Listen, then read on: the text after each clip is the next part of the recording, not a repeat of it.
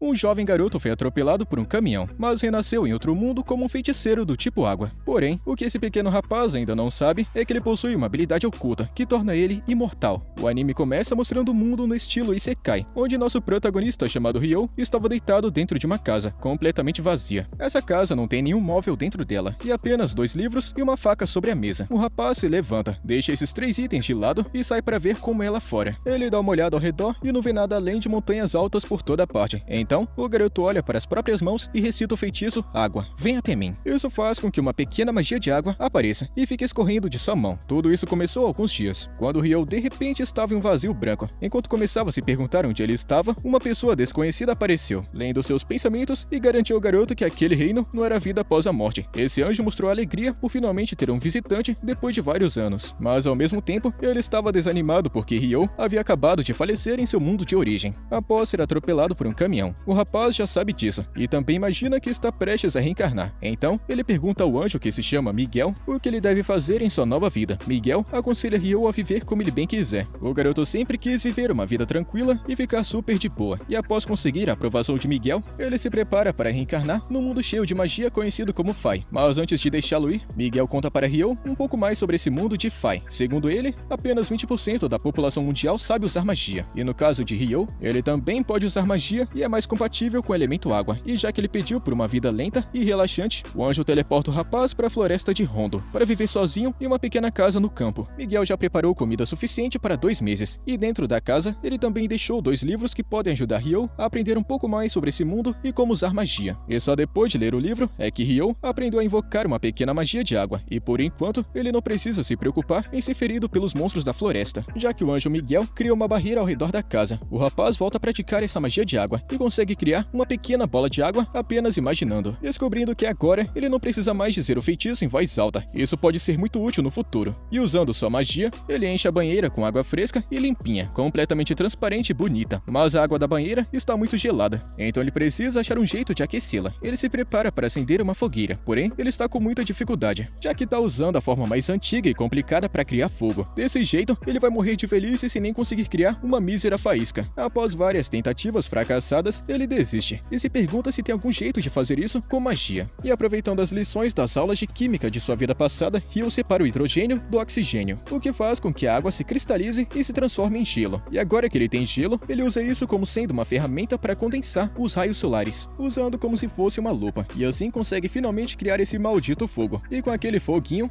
o garoto finalmente deixa a água quente e toma aquele banho relaxante e gostosinho. Seus pensamentos ficam claros, e com a mente descansada, ele percebe que pode simplesmente fazer água quente, usando magia, aplicando a mesma habilidade inversa que usou para fazer o gelo. Mas é melhor deixar isso para depois, e por enquanto, ele vai jantar porque não comeu nada até agora. Enquanto come, ele percebe que precisa começar a caçar logo, pois o seu suprimento de comida vai acabar alguma hora. Mas ele fica sem coragem, porque se ele for para a floresta, certamente vai achar monstros assustadores. E ele acredita que não vai conseguir derrotar eles com aquela pequena faquinha que Miguel deixou para ele. Isso significa que ele vai ter que aprender também magia defensiva. E no dia seguinte, Ryo trabalha em seu primeiro feitiço de ataque, a esfera de água. Mas ela não causa nenhum dano na árvore que serviu de alvo. Então ele modifica o feitiço, reduzindo a bola ao tamanho de uma flecha. E só depois de algumas horas de treino, ele consegue desbloquear a forma mais básica do feitiço de jato de água, que ainda assim não causa nenhum dano na árvore. E no dia seguinte, de novo ele se esforça para treinar sua magia de gelo, já que sua magia de água não apresentou nenhum sinal de funcionar em uma batalha real. Ele cria cuidadosamente um cristal de gelo, mas não consegue controlá-lo muito bem, já que criar gelo não é tão fácil quanto criar água. Em seguida, após várias horas de prática, o rapaz consegue invocar vários cristais de gelo de uma vez só, mas ainda assim não consegue lançar eles na árvore. Depois de vários dias de tentativas e erros, ele se torna habilidoso o suficiente para, pelo menos, criar cristais de gelo em um instante, mas ele ainda não tem poder suficiente para usá-los como mísseis e arremessá-los no inimigo. De qualquer forma, como o tempo está se esgotando, Ryo teve uma ideia. Ele utiliza o cristal de gelo como um tipo de ponta de lança e vai se aventurar na floresta desconhecida. Perto da beirada de um rio, ele encontra um pouco de quartzo e fica feliz porque agora pode usar isso para acender uma fogueira, caso esgote toda a sua energia mágica de mana. Ele então vai coletar algumas ervas medicinais, quando do nada, o monstro da raça javali está querendo lutar contra o garoto. O javali avança direto em sua direção, mas estando com muito medo, Ryo não consegue nem mexer as pernas. Isso quase encerra sua jornada nesse novo mundo, mas no último segundo, o medo de morrer de novo ajuda ele a pular para longe. E dessa vez, ele utiliza magia a seu favor, fazendo o chão ficar escorregadio, transformando em gelo, e com isso o javali escorrega. O garoto então rapidamente cria várias estacas de gelo bem na frente do javali, que acaba sendo perfurado até a morte. Pelo visto, a única coisa que deu coragem para o rapaz nessa batalha foi o seu medo, porque foi graças a isso que ele pôde usar magia de água no último segundo. Esse foi um bom começo, mas ele ainda está muito longe de ser considerado pronto para tudo que vier. Ele vai para casa e rapidamente aprende um pouco mais sobre os monstros no capítulo de criaturas, e não demora muito para descobrir que os javalis são na verdade os mais fracos de todos. Ele passa um tempão lendo o livro e aprende sobre outras criaturas que pode encontrar, porque talvez sua vida tranquila não seja assim tão tranquila como o anjo havia dito. Ele está lendo a página que fala sobre dragões, e tudo que o livro diz é que quando vir um dragão, corra na mesma hora. Mas não é como se você fosse conseguir fugir, você ainda vai morrer de qualquer maneira, mas tentar correr não custa nada, né? Ele vira para a próxima página que fala sobre um Akuma. Esse aqui é barra pesada, você nem precisa correr, só precisa rezar para não encontrá-lo. O garoto percebe que esse livro idiota não está ajudando ele em nada sobre como resolver problemas, mas ele continua lendo porque não tem nada melhor para fazer antes de dormir. O garoto Ryo fica desanimado com sua última caçada, falando que aquilo não foi nada, mas foi um sufoco do caramba para sair vivo. De qualquer maneira, ele não pode ficar aqui dentro de casa para sempre, então por isso, no dia seguinte, ele se arruma todo e sai novamente. O dia começa muito bem, quando ele acha uma árvore com frutinhas deliciosas. Quando ele dá a primeira mordida, ele acha que isso compensa todo o estresse que ele passou no dia anterior. O gosto é muito saboroso, mas logo após isso, ele leva um susto do caramba quando um falcão muito maluco voa na sua direção e derruba ele. O garoto percebe que esse falcão é muito mais forte do que ele, e não há chance de vencê-lo. O falcão utiliza magia de ar que é invisível aos nossos olhos. Ele se lembra da sugestão do livro e sai correndo, mas como diabos ele vai escapar de um pássaro que é super rápido? E vendo que ele está preso e completamente ferrado, ele para lutar. Ele usa sua magia de gelo para capturar o falcão, e pensando que o falcão está morto, ele se aproxima, mas o falcão quebra o gelo. Porém, um dos olhos do falcão está muito ferido. Quando o falcão percebe que está ferido e decide fugir, o garoto cai no chão e respira aliviado, falando que essa vida relaxante que ele pediu vai matá-lo do coração. Ele tenta achar o caminho de volta para casa, mas percebe que está completamente perdido, depois de ter fugido daquele falcão psicopata. Enquanto está caminhando pela floresta, ele encontra algo que deixa ele assustado. É simplesmente um Dullahan, um cavaleiro negro sem cabeça que sai fumaça de seu pescoço. Esse Dullahan está cuidando de seu cavalo, e depois de um tempo, de alguma forma o garoto conseguiu encontrar o caminho de volta para casa. Com o passar do tempo, ele volta a treinar para melhorar, lutando contra vários monstros e até pescando. Ele aprimora sua magia de gelo, até chegar num ponto que seu gelo agora pode cortar uma montanha. Ele continua tentando ficar mais forte, e a essa altura, ele já está se acostumando com sua nova vida. No entanto, todas as noites, ele retorna ao local onde encontrou o Dullahan para lutar contra ele. Não porque ele queria vencer, mas talvez porque isso torne ele mais forte. Ele não sabe muito sobre Dullahans, porque não tem nada sobre eles no livro de criaturas que ele estava lendo. Ele então pensa que talvez o Dullahan não seja um monstro, ou que não está naquele livro básico. Após uma luta fracassada, ele admite que o único motivo pelo qual continua voltando é porque sente que o Dullahan está querendo torná-lo mais forte. Ele observa o Dullahan criando uma espada de gelo. Ele segura a espada em sua direção, e o garoto entende que o Dullahan está querendo dá-la para ele. E após entregar o presente, a criatura vai embora em paz, e os próximos dias e semanas são muito tranquilos para o garoto Ryo. Pelo menos até ele se encontrar com aquele falcão maluco mais uma vez. Naquele dia, ele estava treinando como de costume, quando viu o falcão à sua frente. Ele percebe que está faltando um olho, então ele rapidamente sabe que é o mesmo com quem lutou antes. No entanto, esse falcão não era preto antes, mas agora ele é, e também parece muito maior, o que significa que ele evoluiu. O falcão avança com tanta força que Ryo invoca sua parede de gelo de 5 camadas, mas o falcão atravessa ela sem nenhum esforço. Ele invoca a parede de 10 camadas, e o falcão quebra ela também. Quando ele usa suas estacas de gelo, o falcão voa através delas para atacá-lo. O bastão que ele usa como apoio cai, e no calor do momento, ele pega a espada que ganhou do Dullahan e ataca o falcão. A espada funciona muito bem, e o falcão recua, mas então avança contra ele novamente com força total. Porém, ele usa a espada para perfurá-lo. Ele caminha até o falcão, admitindo que a criatura estava bastante motivada. No entanto, para ele, lutar contra o falcão tornou ele muito mais forte, então ele tem que agradecer ao falcão por tudo isso. Ryo também percebe que o falcão evoluiu apenas para lutar contra ele, então ele dá um belo momento de honra, deixando a criatura morrer por suas próprias mãos. Ele remove sua espada e o falcão morre. O garoto então continua com a sua jornada, sem saber que um dragão está perto. O dragão se aproxima dele e fala. Ele fica chocado ao escutar a voz de um dragão. O dragão também fica feliz por poder usar sua telepatia novamente. Ele pergunta a Ryo se por acaso ele viu um falcão evoluído, e o rapaz responde que matou ele. O dragão assustado pergunta para Ryo como é que ele conseguiu fazer isso. Então o garoto mostra sua espada. O dragão reconhece como a espada do Rei das Fadas e pergunta o que Ryo fez ao Rei das Fadas para receber esse grande presente. Mas o garoto também não sabe porcaria nenhuma. E como ele já terminou de fazer as perguntas para Ryo, o rapaz também tem algumas perguntinhas a fazer. Eles conversam por muito tempo até entardecer. E antes que o dragão diga que ele precisa ir embora, enquanto se despedem, o garoto Ryo se apresenta. E o dragão diz que seu nome é Lewin. Ryo está realmente se divertindo muito em sua nova vida. Tanto que o anjo Miguel que fez ele reencarnar verifica sua placa novamente e percebe que não viu algo algo muito importante. O garoto tem uma habilidade oculta nesse novo mundo, que o anjo não percebeu porque a última pessoa que tinha isso chegou aqui faz muito tempo. E era uma garota, e o poder dela também era a eterna juventude. Isso já faz 10.000 anos. Na cena seguinte, vemos um oceano. Um garoto estranho com cabelo de fogo tá deitado na areia. Nessa hora, Ryo aparece, depois de sua caçada matinal na beira do oceano para coletar frutos do mar. Ele encontra o navio destruído e vê o corpo de um cara bem ao lado do barco. E após verificar seu pulso, ele percebe que a alma desse cara desapareceu completamente desse mundo. O garoto Ryo então percebe um outro homem chamado Abel, do outro lado do barco destruído. Mas felizmente, esse cara está vivo e também respirando. Em um flashback, vemos que Abel e algumas outras pessoas estavam viajando nesse barco, quando uma tempestade apareceu do nada. No meio dessa tempestade feroz, um povo monstro gigante atacou o barco deles, fazendo com que todos se afogassem enquanto o barco se partia em dois. Porém, o acidente aconteceu perto da praia, e foi assim que eles chegaram aqui. O garoto Ryo trouxe Abel, que ainda está inconsciente, para sua casa, e sai para fazer algumas tarefas domésticas. Enquanto isso, Abel acorda e se pergunta onde é que ele tá. Ele sai de casa e encontra um grande jardim de flores, e um caminho de pedras no meio tudo bonitinho, que leva até a floresta. Tudo isso foi feito por Ryo, e o garoto aparece, estando muito alegre ao saber que Abel está bem, mesmo sem saber quem ele é. E Abel, por outro lado, fica chocado por não ter sentido a presença de Ryo. Será que isso significa que ele tem uma habilidade especial? De qualquer forma, o que mais incomoda Abel é o jeito de Ryo. Ele quer perguntar ao garoto se ele é um caipira, já que está praticamente sem roupas, mas pensa que perguntar isso seria muito mal educado, pois ele não está querendo causar uma péssima impressão logo na primeira conversa. Então, educadamente, ele se apresenta, expressando sua gratidão e agradecendo a Ryo, imaginando que foi ele quem salvou sua vida. O garoto Ryo, então respondendo, conta que não merece nenhum elogio, já que a única coisa que ele fez foi carregá-lo para casa. Dito isso, o garoto fica sério e dá a má notícia de que todos os outros faleceram. Abel pede a Ryo para não se sentir mal por eles, revelando que todos os outros em seu barco eram apenas mercenários. Quando ele estava prestes a entrar em mais detalhes, seu estômago ronca bem alto. Então Ryo sugere que eles continuem o assunto enquanto almoçam juntos. E agora que se conhecem, Abel pergunta a Ryo se ele não tem um conjunto de roupas. E o garoto explica muito calmo que não pode fazer nenhuma roupa, porque ele não tem os materiais necessários, como linha ou tecido. Abel então responde dizendo a Ryo que ele pode simplesmente comprar roupas em qualquer cidade próxima, mas então percebe na mesma hora que Ryo não deve ter nenhum dinheiro, já que ele está vivendo a vida de um homem exilado e solitário. E Abel, obviamente, não faz a mínima ideia de onde eles estão, e pensa que talvez existam cidades por perto. Então Ryo explica a situação para ele, informando de que não tem cidades próximas, e que é por isso que ele foi forçado a viver assim. Abel pergunta a Ryo como é que ele consegue juntar comida e outras coisas, e fica absolutamente surpreso quando Ryo revela que é o mago da água. Abel fica impressionado porque, pelo que sabe, apenas 50% das pessoas de onde ele veio sabem usar magia. Isso deixa Ryo um pouco chateado, pois ele pensava que poderia ser um pouquinho mais especial e raro, já que o anjo Miguel informou que apenas 20% das pessoas poderiam fazer isso. De qualquer maneira, Abel está querendo verificar algo, então ele pede a Ryo que o leve de volta ao navio. E ao chegarem à praia, estranhamente eles não encontram mais os corpos, e Ryo pensa que os corpos foram levados pelo mar ou comidos por algum monstro. Isso quer dizer apenas que se Ryo não tivesse salvado a vida de Abel, Abel também teria sido devorado. Então Abel está devendo ainda mais a Ryo por ter salvado sua vida, e conta que mesmo sendo estranhos, Ryo é um verdadeiro amigo. Então Abel continua procurando alguma coisa no navio, mas não encontra o que veio buscar. Então ele muda seus planos, decidindo encontrar seus amigos na cidade, que ele imagina que deve estar ao norte. Ele convida Ryo para acompanhá-lo em sua jornada, falando que ele precisa de um guia, já que ele não sabe nada sobre essa área. Ryo tá confuso pra caramba, mas mesmo assim concorda em ser o guia de Abel, e conta que eles podem começar a jornada amanhã, pois ele precisa de um tempo para se preparar para tudo. Abel aceita e aperta a mão dele, fechando o acordo.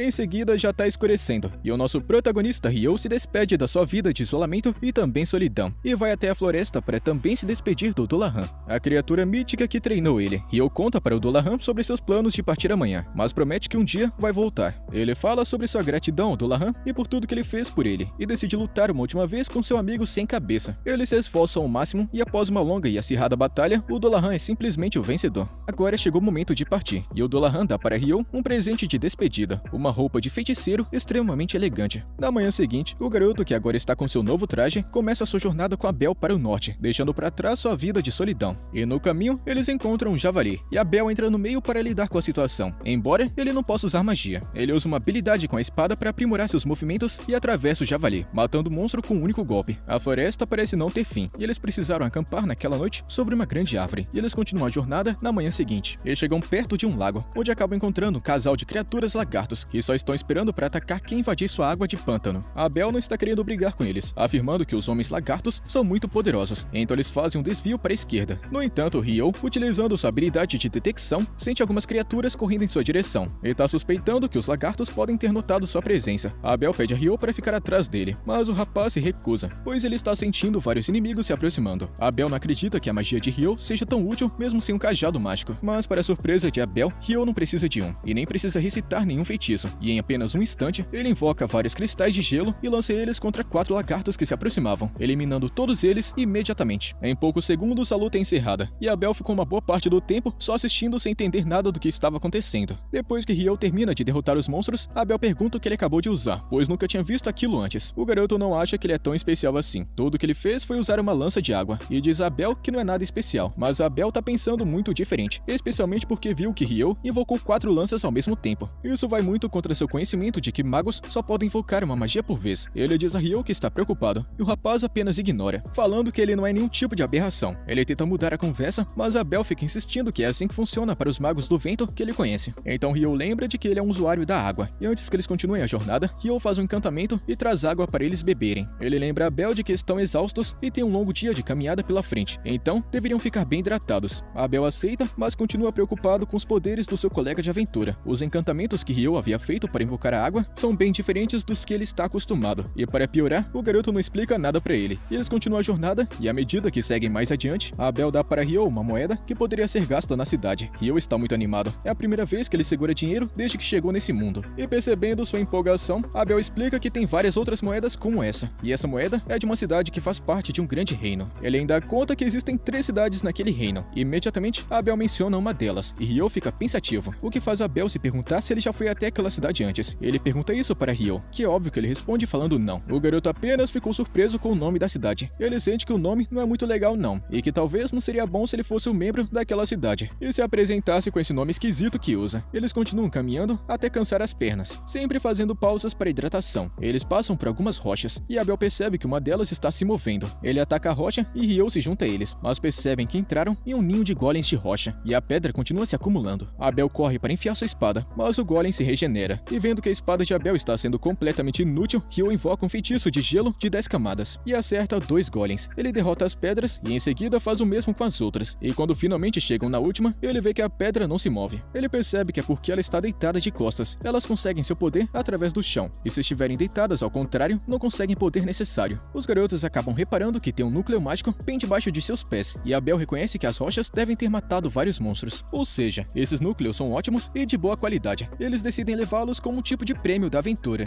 E o garoto Ryo pensa em roubar isso dos outros golems, mas percebe que eles estavam lutando contra as invocações de gelo. Então isso é uma pena porque eles foram destruídos. Eles caminham mais um pouco e acham outro monstro. Ryo pensa que seja apenas um sapo muito esquisito, mas Abel pensa que deve ser uma criatura gigantesca. Eles não têm tempo para discutirem o que realmente isso é, já que várias criaturas parecidas com dragões chamadas wyverns estão voando por aqui também. Eles estão no meio de uma zona de guerra e no fogo cruzado, e o monstro gigante parece estar sofrendo bastante e sendo uma vítima nessa luta. Eles pensam que o monstro gigante não vai deixar os wyverns derrotá-lo, e eles realmente estavam certos, porque a criatura gigante revidou com magia e venceu, botando os dragões para correrem. Ryo está muito animado com as coisas que encontrou até agora, e naquela noite eles acendem uma fogueira e conversam. Ryo dá uma provocada em Abel, dizendo que achava que ele também lutaria contra o gigante, e estava querendo assistir ao segundo round da luta. Até parece que ele teria chance, mas é só uma brincadeira. Eles falam sobre magia que o gigante usou para lutar, e Abel conta que só viu aquilo em armadilhas em masmorras perigosas, e a ideia de masmorra está deixando Ryo empolgado. E quando Abel percebe, pergunta se ele está interessado em ir para uma, e ele responde que sim, realmente ele tem muita sorte, justamente porque a única masmorra em todo o reino fica próxima de onde eles estão indo, e isso é uma grande coincidência. O garoto Ryo fica zombando de Abel, falando que ele escondeu isso dele, e não contou algo tão interessante desde o começo, mas Abel se defende falando que nem sabia que Ryo iria se interessar por masmorras. Quando Ryo fica querendo saber as outras coisas que Abel pode estar escondendo dele, Abel pergunta se ele já viu anões e elfos antes, porque ele realmente está com sorte. Tem vários anões no fim da jornada deles, e eles são muito fortes. Quando ele diz isso, Ryo conta que já sabe, e Abel se pergunta como ele pode saber desse tipo de coisa. Ele também conta que tem apenas um único elfo na cidade, e Ryo fala que também já sabe dessa informação. Eles continuam sua jornada subindo uma grande montanha, e Ryo conta para Abel que assim que eles cruzarem a colina, eles vão encontrar uma comunidade humana. Abel não estava esperando que Ryo soubesse dessa informação, então ele pergunta a Ryo novamente por que ele é tão esquisito e especial. Ryo se lembra de que foi o dragão quem contou a ele sobre isso, quando eles estavam conversando, mas ele também sabe que não tem como explicar esse tipo de coisa para Abel, e ele simplesmente acreditar. Então ele diz a Abel para deixar isso pra lá. Enquanto eles continuam sua aventura, o monstro de alto nível está ameaçando eles. Ao sentir a sua presença, Abel se prepara para lutar, mas ao ver o gigantesco desafio na sua frente, ele fica tão assustado que nem se dá o trabalho de lutar, e está com dificuldades até para respirar de tanto medo. Mas por sorte, Ryo chama sua atenção e joga carne no monstro. Depois que o pássaro engole a carne, ele vai embora estando satisfeito, e Abel, se borrando de medo, fica cheio de alegria por tudo isso ter acabado. Ele fica feliz por Ryo ter conseguido protegê-lo, e eles continuam sua jornada, e se perguntam o que tem de errado nessa área. As criaturas que eles viram aqui não são criaturas que humanos deveriam ficar enfrentando. Tem alguma coisa muito errada nesse lugar.